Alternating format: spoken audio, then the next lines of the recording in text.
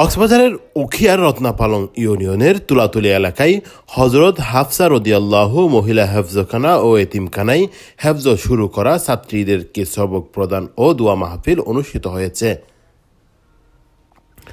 সোমবার দুপুরে মাদ্রাসা হলরুমে অনুষ্ঠিত সবক প্রদান অনুষ্ঠানে প্রধান অতিথি হিসেবে উপস্থিত হয়ে সবক প্রদান করেছেন বালুকিয়া দারুল উলুম মঈনুল ইসলাম মাদ্রাসার মহতামিম মাওলানা কারি সৈয়দ আলম।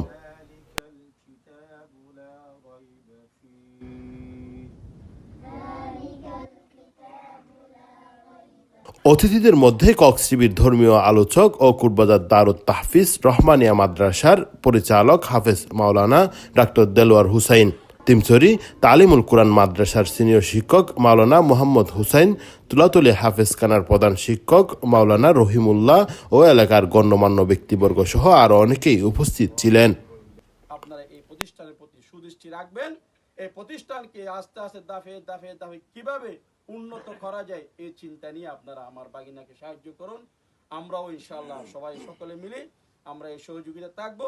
যদি আপনারা এই কাজ করেন তাহলে কিয়ামতের ময়দানে কিছু করতে পারলেন না, ও আল্লাহ কিয়ামতের ময়দানে বেজে গেলেন, ও আল্লাহ আমি একটি কোরআনের বাগানে সাহায্য করেছিলাম, যে বাগানের মধ্যে অহরহ শিশুরা কোরআন মজিদ শিক্ষা করেছিলেন। এই উসিলা হলো আপনার নাজাতের, এই উসিলা হলো আপনার নাজাতের সামান হবে। আল্লাহ তাআলার কিছু আত্মীয় রয়েছে, আল্লাহ রাসূল সাল্লাল্লাহু আলাইহি ওয়াসাল্লাম বলেছেন আল্লাহ তাআলার কিছু আত্মীয় রয়েছে।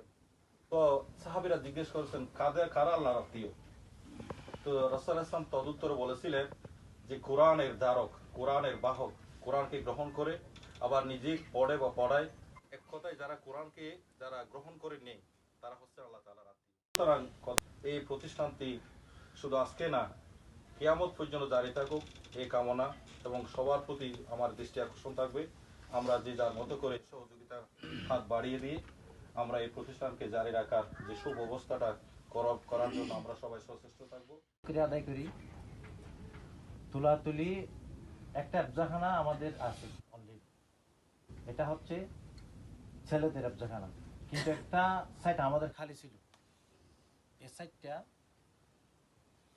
পরিপূর্ণ করে দিয়েছে হযরত মাওলানা আমার বাগিনা সৈয়দ আকবর সাহেব। একটা মহিলা হেফজখানা করে আমাদের মেয়েরা লেখাপড়া করার জন্য, হেফজ করার জন্য একটা সুযোগ করে দিয়েছে আলহামদুলিল্লাহ। এলাকার মান্যগণ্য যারা আছে তাদের সাথে সবার সাথে পরামর্শ করে এই মহিলা মাদ্রাসা হয়েছে। কিন্তু আজকে আসার পরে দেখতেছি আলহামদুলিল্লাহ হুজুর যে নিয়মে যে নিয়তে করছে আলহামদুলিল্লাহ আজকে সাকসেস হয়েছে মনে করি।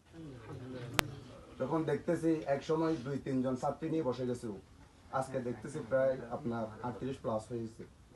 আলহামদুলিল্লাহ, মানে আপনারা যারা উপস্থিত হয়েছেন, যারা দেশ ও বিদেশ যারা দেখতেছেন, সবার কাছে আমার এক অনুরোধ করে বলতেছি, আপনারা এই মাদ্রাসা দিয়ে খেয়াল রাখবেন, দেখবেন, এই আশাবাদী আমি ইনশাআল্লাহ আপনাদের কাছে। পরে প্রতিষ্ঠানকে এগিয়ে নিতে আন্তরিকভাবে সকলের সহযোগিতা চেয়েছেন মাদ্রাসার সুপার মাওলানা সৈয়দ আকবর। বিদায় আপনাদেরকে আল্লাহ তাআলা এখানে উপস্থিত করেছেন, সেজন্য মহান রব্বুল আলামিনের দরবারে সর্বপ্রথম শুকরিয়া জ্ঞাপন করছি আলহামদুলিল্লাহ। এই প্রতিষ্ঠানটা কিভাবে এগিয়ে নিয়ে যাব, আপনারা যদি সব সময় আমাদের পাশে থাকেন, প্রতিষ্ঠানের পাশে থাকেন, সুপরামর্শ দেন, তাহলে আলহামদুলিল্লাহ আল্লাহর কাছে আমি শুকরিয়া জ্ঞাপন করব, এবং কাল কিয়ামতের ময়দানে আপনারও হতে পারে এই প্রতিষ্ঠানের উসিলায় নাজাতের উসিলা আমাদের হতে পারে।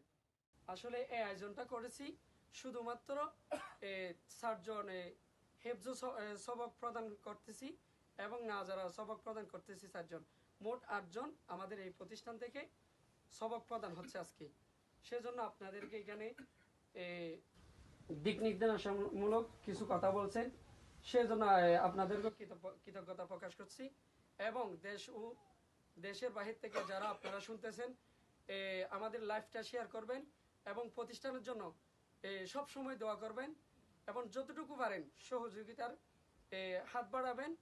এভাবে কোরআনের আলো গ্রামে গঞ্জে ছড়িয়ে যাবে বলে আশা স্থানীয় শুভাকাঙ্ক্ষীদের। Cox TV news desk.